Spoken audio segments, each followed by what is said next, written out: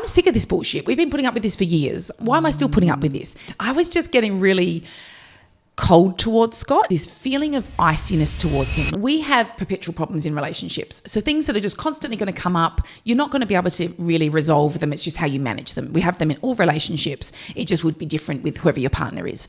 So we have those in our relationship. And every time one of those things sort of hit, normally instead of it being a 2 out of 10 where we deal with it and it's not a huge big deal, suddenly my hormones were ramping that up and I was feeling that like it was an 8.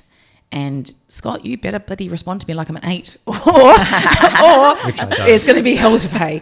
And that's how it felt. Like it felt like this feeling of a bit of a loss of control. Yeah, loss of control. And I was just like really annoyed that these things were still happening. So some of my self-talk, which is what I think my clients can relate to, is I'm sick of this bullshit. We've been putting up with this for years. Why am I still putting up with this? Even though I'm knowing it's a perpetual problem and it's going to be there for years, you know, it's just the managing of it. I started feeling like, no, I'm not going to put up with it anymore. And so I was just getting really cold towards Scott. And in fact, that was one of the biggest things that I felt was this feeling of iciness towards him. Like I'm quite a loving, warm person generally.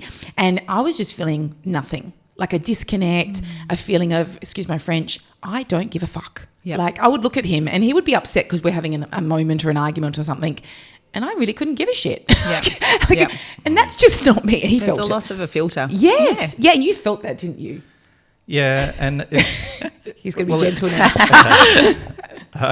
All right. When Tracey's mad, she can actually have this coldness. It's like a switching off. I just switch off from somebody. But when you've been going through this stage of your life, that is ramped up to a whole nother level. Like it is. So from the guy's point of view, I get it. Like it's, I could look into Tracey's eyes as we're having this argument going, I don't even know if that's the real Tracey. Who that is. Yeah. And at that time it's not because I'm quite a social person. I like being with people. I mean, I can do my own company a lot better now, but you know, back in the day I was always someone that was very social. And I was starting to have thoughts like, and this is literally what my thought was, I want to get away from you people. I want to go somewhere. I want to go. And I was thinking, is it a hotel? Do I go to a hotel? Can I get away from them?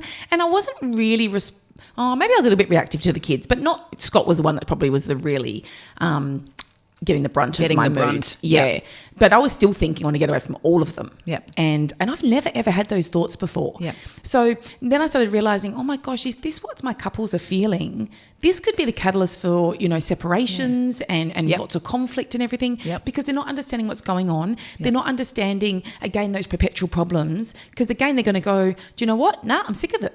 I've been telling you for years and I've had enough. Yeah, it's a bit of a double-edged sword, I feel like too. Like what you're describing is a lot of nervous system stuff. And at this stage of life, we're often our busiest. You know, we're trying to do all the kids stuff. We're trying to do all the house stuff. We have a full-time job. Like we've gotten back into full-time work. Yeah. And we're trying to squeeze all of that in. We're trying to be the best mum that we can. Yeah. You know, and it's a lot. So your adrenals get fatigued. So, you know, it upsets, and that's very inflammatory as well, but all of that sort of upsets neurochemistry as well as your hormones dropping down is upsetting neurochemistry, so your ability to make dopamine and serotonin, you know, so all of a sudden, and especially if estrogen is low at that time because perimenopause, this sort of stage of life that you're in, you know, it is about higher highs and lower lows of estrogen. So if you're having an estrogen low and you're not making those those neurotransmitters very well, you're going to feel pretty low. And if your adrenals are pretty fatigued, it's going to be like, it's fight or flight. I've got to get out of here.